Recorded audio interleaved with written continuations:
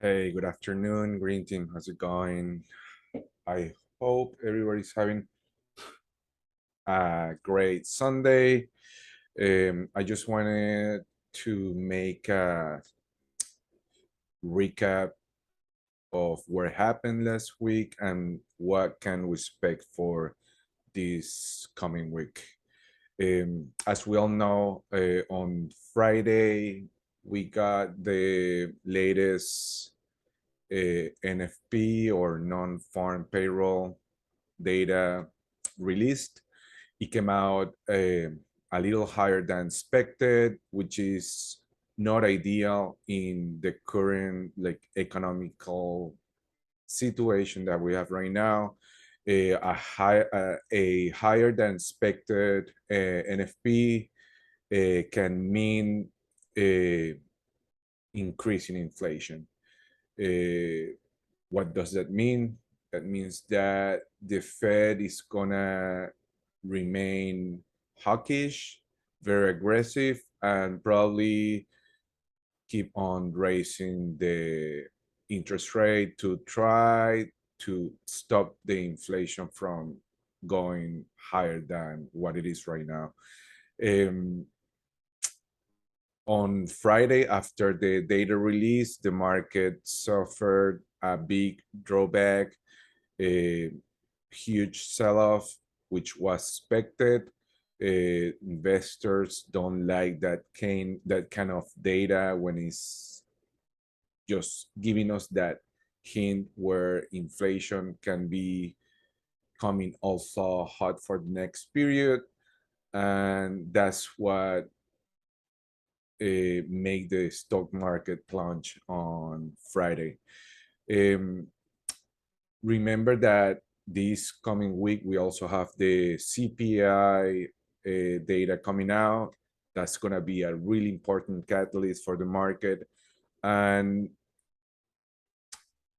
I don't have a crystal ball. I cannot see the future, but from what I've seen everywhere, inflation should come as expected or a little lower than expected.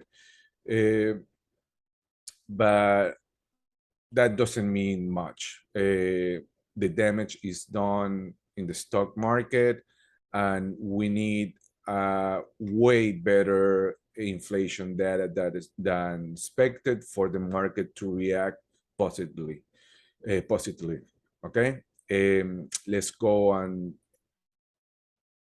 check some charts and see uh, what damage was caused by the higher than expected NFP. Let's go to the ES, that it is the futures for the Standard and Poor, and let's go to a 1 year, 1 day chart. Okay, let's let's show the whole year here. Okay, we have the whole year, this January 1st up to Friday. Okay.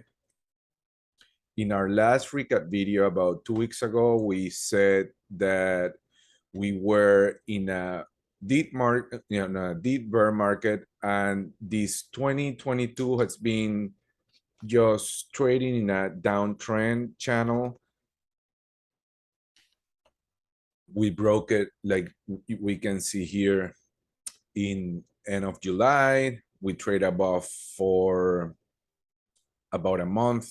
We created like this big head and shoulder that broke down that brought us to a new low of the year at the end of September. October, like we've been saying, historically has been a very bullish month, but statistics are there to be broken, and this might be the year. We started strong. We started October strong. We got off that downtrend channel again. We recovered the 3,700 on the ES, which was key for bulls to have some chance to bring the market higher. They did, but 3,800 was that level of resistance that has been strong since June, and they couldn't break that resistance. Try 1, 2, and 3 days in a row.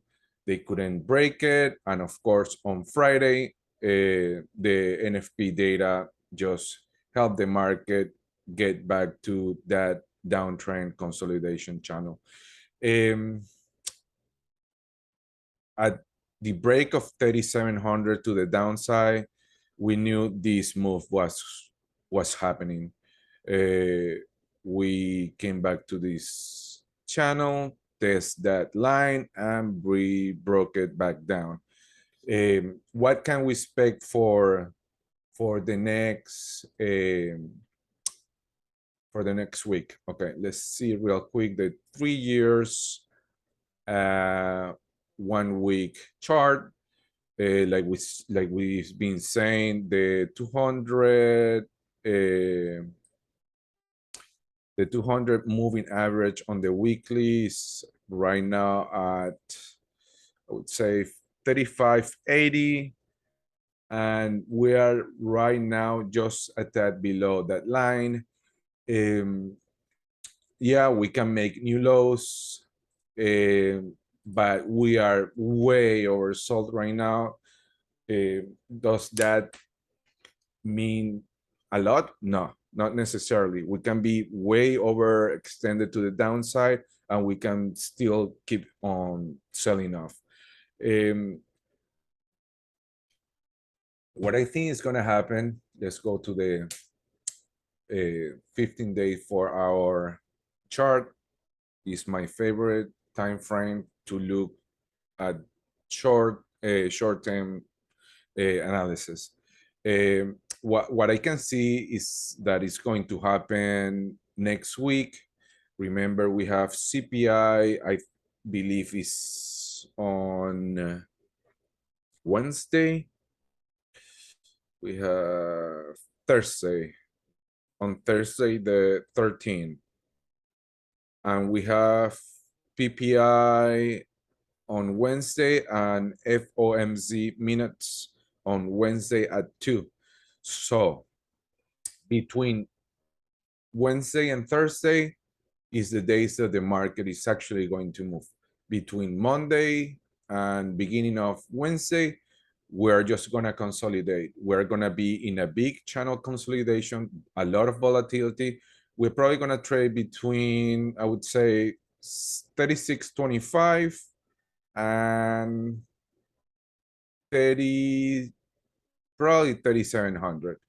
The next move is going to come at the 3,700 break to the upside, or to the 36.25 move to the downside. If we break 36.25, we are going to go and test low of the year, probably make new lows at 35.35 and probably 3,500. Okay. That's the ideal bearish scenario. Breaking 36.25, we will probably gonna have a really big sell-off to 36.70. If this cannot support, we're gonna come back down to 35.35 and 3,500. For bulls, the ideal scenario would be getting out of this downtrend channel, long-term downtrend channel. This is right now, I would say, it's at 30. Bulls want to be above 36.70. Ideally, recovering 3,700, and then have another bear market rally.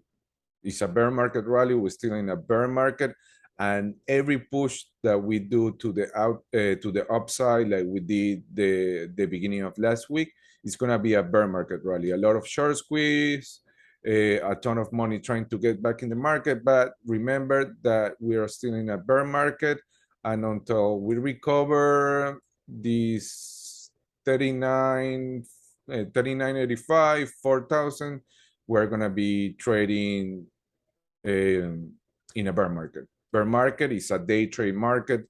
You cannot hold positions, especially to the long side. The trend is to the downside. So trading to the long side is counter trading and counter trend trading. And 90% of the time, you are going to lose a trade. So basically, if you want to hold a position, it has to be to the downside. But this remains a day trader market. So let's check the SPY real quick. Let's go to the, okay, let's check where, okay. So below 385, we leave the bear market territory. Below 375, bears are in charge, selling pressure is in charge. And for bulls to feel a little more comfortable, the spine needs to be above 375. Like I said on the ES, we're gonna consolidate. The SPY is probably gonna consolidate between 358 and probably 370. Ideally, above 370, we would be getting out of this downtrend channel, and things can start like squeezing again, like we did on the beginning of last week. Important, the CPI has to be way better than expected. Inflation needs to be lower than what we're expecting for the market to react strongly to the upside. If it's if it's the same as expected or a little higher than expected, expect markets to make new lows and probably sell even further down. It doesn't look good. October, like we said, is a bullish month. Probably the third or bullish month of the year. But again, that doesn't mean anything. It's happened the last 10 years. It doesn't mean it's gonna happen this year. This year is an extraordinary year. Economically, we are in a recession, even though it's not officially, the government hasn't said officially that we're in a recession, but we've been having, at least the last two GDP reports have been showing that the economy is shrinking, the GDP is lower. What does that mean? That means theoretically that we're in a recession, okay? Making new lows and ending October on the red side, I can guarantee you that the recession is gonna be official. They're gonna come out and say that we're in a recession. What can we expect in a recession? A lot of layoff. It's not gonna be as bad as 2007, 2008 recession. I don't believe it's gonna be as short as the one that we have during COVID, because the recession was stopped by the measurements that the Federal Reserve took in that date. It is ironically what brought us here where we are right now. They boost the economy so hard, so fast, that now we're feeling the effects of that type of measurements. Now, by that time, the Fed lowered interest rate to a historically low, almost at 0%. Now we're looking at, for example, home mortgages are really high right now, between 7 and 8%. That's going to bring the housing market down a bit. But yeah, it doesn't look too good. But like we always say, this is a day trader market. We need to go day by day, level by level, and keep analyzing every day what the next move is going to be. We need to wait until the Fed minutes on Wednesday, the CPI data on Thursday, and after that is when we are going to have the real move in the market. Of course, if tomorrow we still are showing weakness on the market and we make new lows, we probably are not gonna consolidate, but sell even more. We could even have another bear market rally on, like, waiting on these Fed minutes on Wednesday and CPI on Thursday. But in my opinion, we're gonna consolidate between 358 and 368, 370. On the ES, that's between 3570 and 3755. It doesn't look good. Nasdaq is the one that suffered the most last Friday, almost 4% down, where the the less impacted was the Dow, 2.12%, but overall the market was very weak. Let's see real quick here.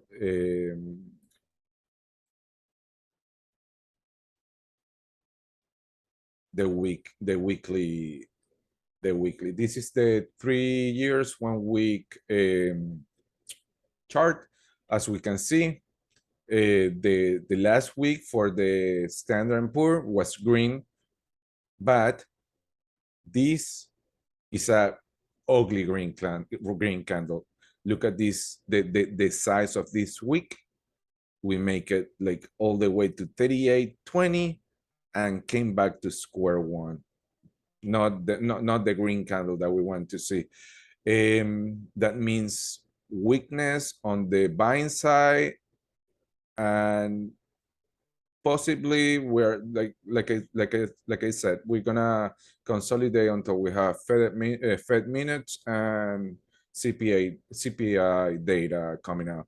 I also wanted to, real quick before I finish, I also wanted to show you what happened on the last NFP. It was on, I think, September 2nd. September 2nd. Let me go to the 1 day, 3 months, real quick to see what happened on that date. Okay, yeah, there it goes. Look at the second. That's when we had the NFP on September. The top was at 4,018 and the bottom was at 3905. So that day we had a range of over 100 points. And let's check last Friday. Bottom was at 3632, top was at 3770. So over 100 points. There we go. And last report was also higher than expected. So I mean, we knew this was gonna happen if the report was as it was last Friday. But anyways, I'll see you all on tomorrow morning on our pre-market analysis. Remember, we have our Discord trading group, all free. You can join us and trade with us and share knowledge, information. Very, very helpful. A ton of information, ton of help, and it's free. So feel free to join us. The link is in the description, and have a great rest of the day. Bye.